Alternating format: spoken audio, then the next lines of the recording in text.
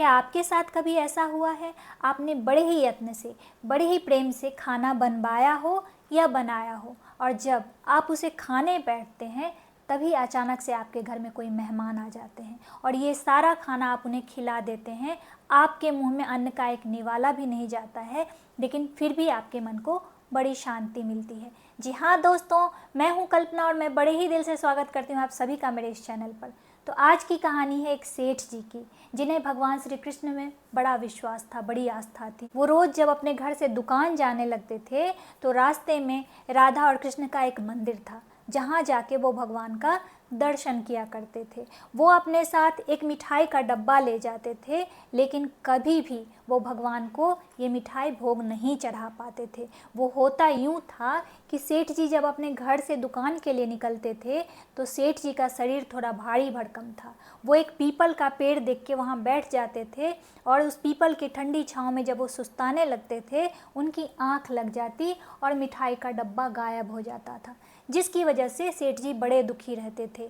एक दिन सेठ जी ने अपनी पत्नी को कहा कि आज अच्छा अच्छा व्यंजन बना के दो, मैं प्रभु को भोग चढ़ा के आऊँगा। पत्नी ने उनको व्यंजन बना के दिया। आदतन सेठ जी पीपल के पेड़ के नीचे बैठे और फिर से उनकी आंख लग गई और सारा खाना गायब हो गया।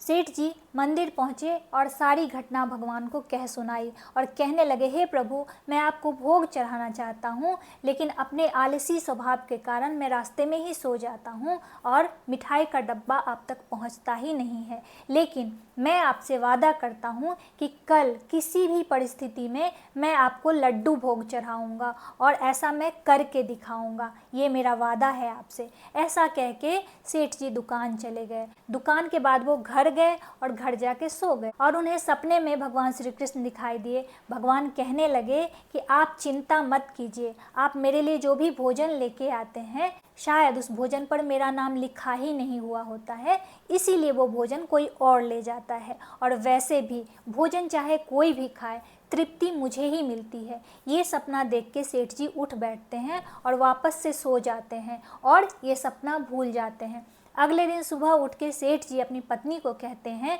कि सुनो, आज 2 डब्बा भर के लड्डू दे दो। एक डब्बा अगर चोरी भी हो गया तो दूसरा डब्बा रहेगा जिसे मैं भगवान श्री कृष्ण को चढ़ा पाऊँगा। उनकी पत्नी 2 डब्बा लड्डू भर के दे देती है। सेठ जी वो दोनों लड्डू का डब्बा लेके अपने घर से निकलते हैं और चलते चलते पीपल के पेड़ के पास पहुंचते पहुंचते थक जाते हैं। दोनों डब्बा अपने हाथ में समेटे हुए सेठ जी नहीं सोने की पूरी कोशिश करते हैं। नींद आती है पर सेठ जी नहीं सोते हैं, वो डब्बा को जोर से कस के पकड़े रहते हैं और जब उनका थकान उतर जाता है तो वो उठ के मंदिर जाने के लिए तैयार होते हैं। तभी देखते हैं सामने से एक बेहद भोला भाला मासूम सा बच्चा सेठ जी के पास आके कहता है, बड़ी भूख लगी है मालिक, कुछ है डब्बे में, खिला दो।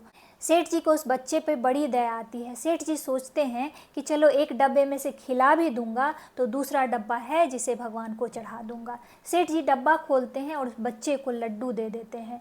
देखते ही देखते वहाँ 8-10 बच्चे आ जाते हैं और सेठ जी सबको लड्डू बांटने लगते हैं और उनका सारा लड्डू खत्म हो जाता है। सेठ जी सोचते हैं कि आज न तो डब्बा गायब हुआ और न ही मैं सोया, लेकिन फिर भी आज भगवान को भोग नहीं चढ़ा पाऊंगा, जबकि मैंने भगवान से वादा किया था कि आज मैं उन्हें भोग चढ़ाऊंगा। बड़े दुखी मन से सेठ जी भगवान के मंदिर पहुंचते हैं और हाथ जोड़ के कहते हैं कि हे प्रभु, मैंने आपसे वादा किया था कि आज मैं आपको भोग जरूर चढ़ाऊंगा, लेकिन रास्ते में एक ऐसी घटना घटित हो गई कि फिर आज मैं आपके लिए लड्डू नहीं ले पाया। आज ना तो मेरा डब्बा चोरी हुआ और ना ही मैं सोया, लेकिन मैंने अपने ही हाथों से आपके लिए बनाया गया लड्डू बच्चों में बांट दिया। तभी भगवान श्री कृष्ण प्रकट होते हैं और कहते हैं कि मैंने तो कहा ही था, दाने दाने पर लिखा है खाने वालों का नाम। सेठ जी विस्मित होकर भगवान को देखते रहते हैं तो भगवान कहते हैं, नहीं समझे, चलो मेरे साथ। सेठ जी भगवान के साथ जाते हैं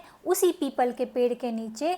वहाँ देखते हैं कि बहुत सारे बच्चे वहाँ खेल रहे हैं, झगड़ रहे हैं और लड्डू खा रहे हैं। उसी बीच में भगवान श्री कृष्ण बाल गोपाल के रूप में बैठे हुए हैं और वो भी लड्डू खा रहे हैं। ये देख के सेठ जी के रोंगटे खड़े हो जाते हैं। सेठ जी भगवान श्री कृष्ण को कहते हैं कि हे प्रभु, ये क्या लीला है आपकी, मैं समझ नहीं पाया। तो भगवान श्री कृष्ण कहते हैं, तुम्हारे पास पहला बच्चा जो लड्डू मांगने आया वो मैं ही था। मैं उन भूखे बच्चों को अपने साथ लेके आया था जिन्हें अन्न की ज़रूरत थी, और मुझे पता था तुम्हारे पास लड्डू है, इसीलिए उन बच्चों को लड्डू दिलवाने के लिए मैं तुम्हारे पास लेके आया था। और वैसे भी हर जीव, हर प्राणी में मैं ही वास करता हूँ, तो कोई भी अगर खाता है तो तृप्ति मुझे ही मिलती है। ये सुन के सेठ जी भाव विभोर होकर भगवान श्री कृष्ण के चरण में गिर पड़ते हैं। ये कहानी हमें यही सिखाती है कि अन्नदान महादान होता है। चाहे आप जिस किसी भी जाति और धर्म में बिलोंग करते हैं, हर धर्म में अन्नदान को सबसे बड़ा दान कहा जाता है, क्योंकि यही वो दान है जिसमें हम साक्षात किसी जीवन को, किसी प्राणी को तृप्त कर रहे होते हैं। आशा करती हूँ कि मेरी ये कहानी आप लोगों को अच्छी लगी होगी। अगर कहानी अच्छी लगी है तो इसे अपने फैमिली और फ्रेंड में शेयर कर दीजिए। वीडियो अच्छा लगा हो तो इसे लाइक कर दीजिए, और ऐसे ही इंटरेस्टिंग और मोटिवेशनल स्टोरी सुनने के लिए मेरे चैनल को सब्सक्राइब कर लीजिए और मेरे यूट्यूब परिवार का हिस्सा बनिए। कमेंट में सत्यमेव जयते लिखना बिल्कुल से मत भूलिए। चलिए अब आप सबसे विदा लेती हूँ, लेकिन जाने से पहले फिर से वही बात दोहराना चाहूँगी कि हर नामुमकिन मोड़ से गुजर के जाना है, हौसलों से कह दो मंजिल खुद बनाना है। मिलती हूँ एक नई वीडियो में एक नई कहानी के साथ। तब तक के लिए आप सबको जय हिंद, take care, bye bye, thanks for watching.